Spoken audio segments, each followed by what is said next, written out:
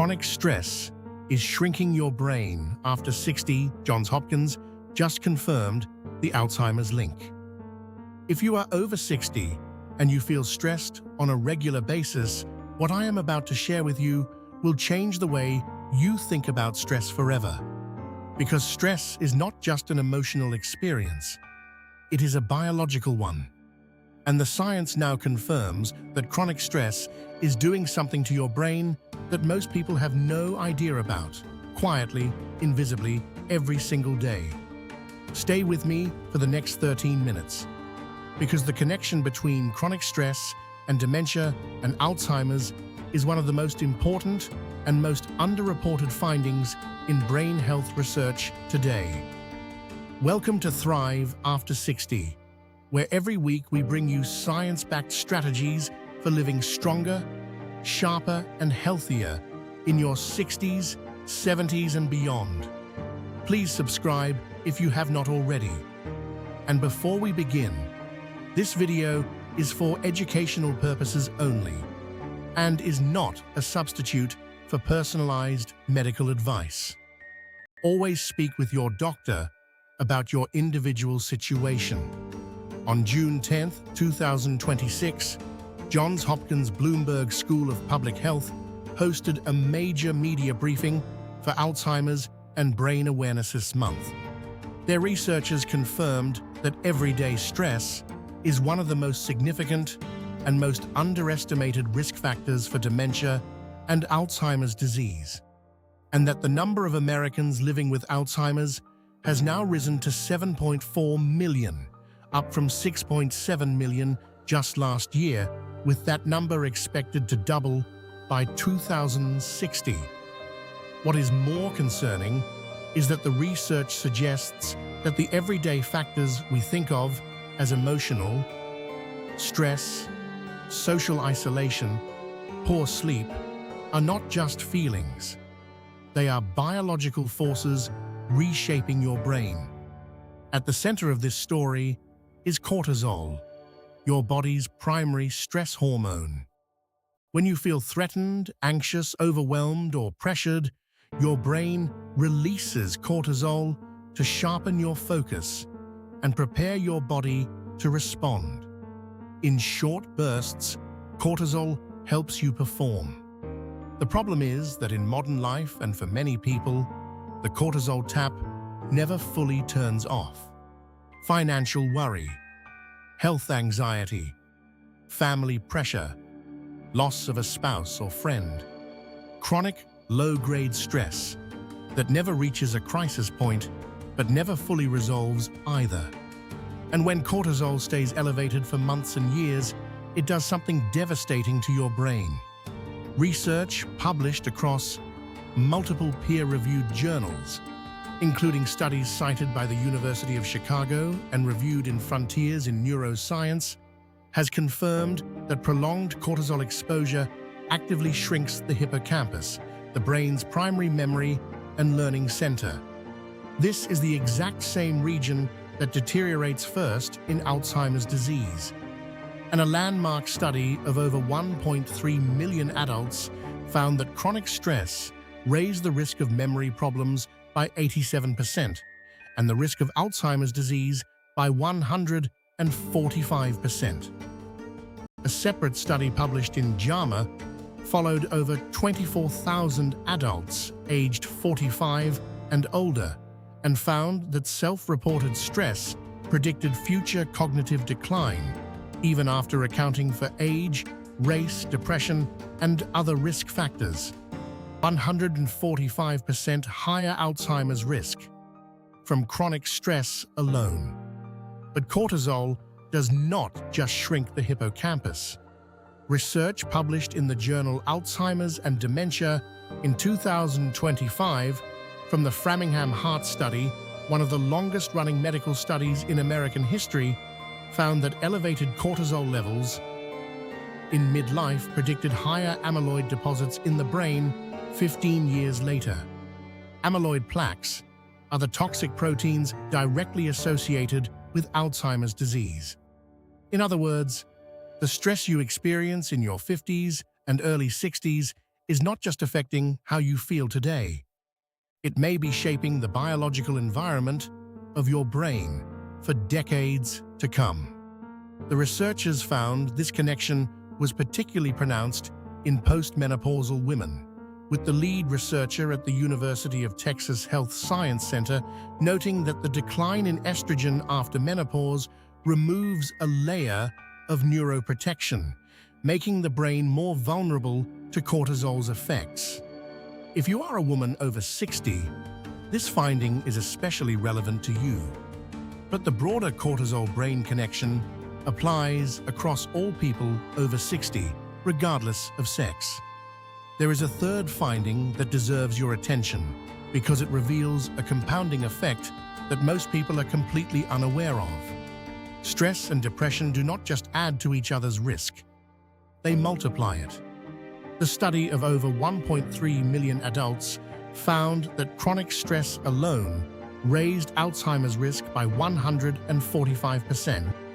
Depression alone doubled the risk.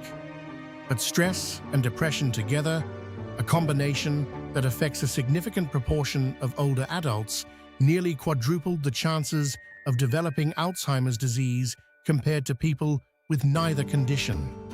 This is not because stressed and depressed people make worse lifestyle choices.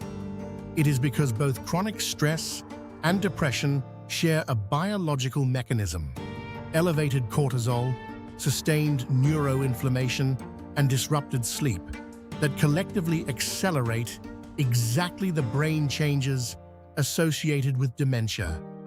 And here is the connection that makes this feel urgent rather than abstract. The same cortisol-driven disruption that chronic stress causes also fragments your sleep, preventing your brain from reaching the deep sleep stages it needs to clear amyloid proteins through the glymphatic system. We covered this in detail in our last video. The link is in the description. Chronic stress, poor sleep, and Alzheimer's risk are not three separate problems. They are one interconnected biological cascade. Research consistently identifies specific life events and circumstances that create the highest cortisol burden in older adults. Bereavement, the loss of a spouse, partner, or close friend, produces one of the most acute and sustained cortisol responses of any human experience.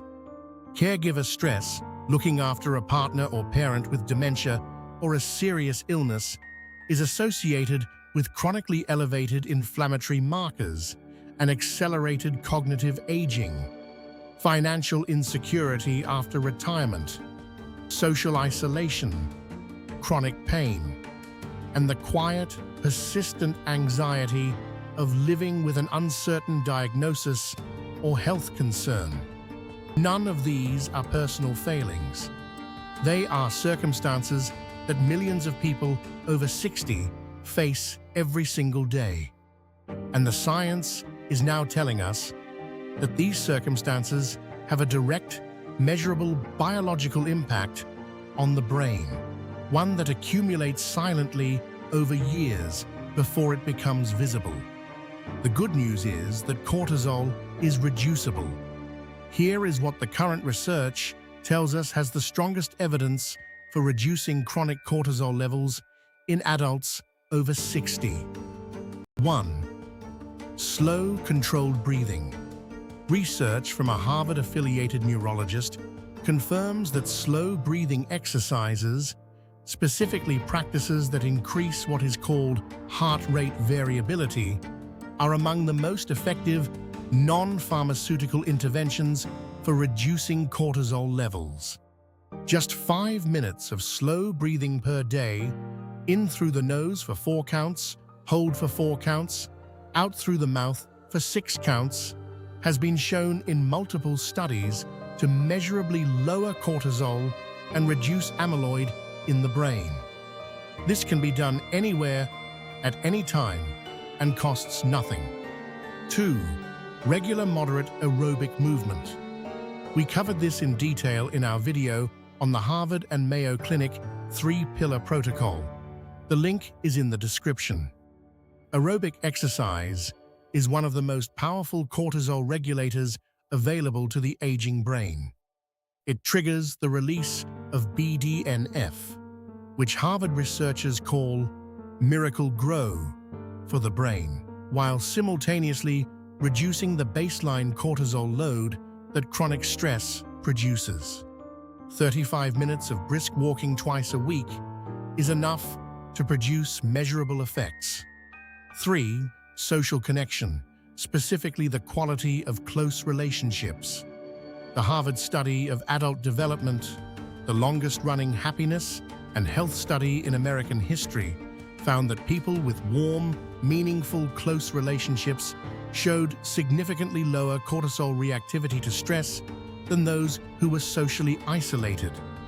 Connection is not just emotionally beneficial, it is biologically protective against the cortisol response that drives dementia risk. 4. Sleep protection. Because cortisol and sleep are in a direct feedback loop, high cortisol disrupts sleep, and poor sleep raises cortisol. Protecting your sleep is one of the most effective ways to break the chronic stress cycle.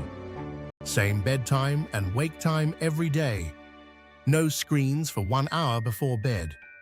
A cool, dark bedroom.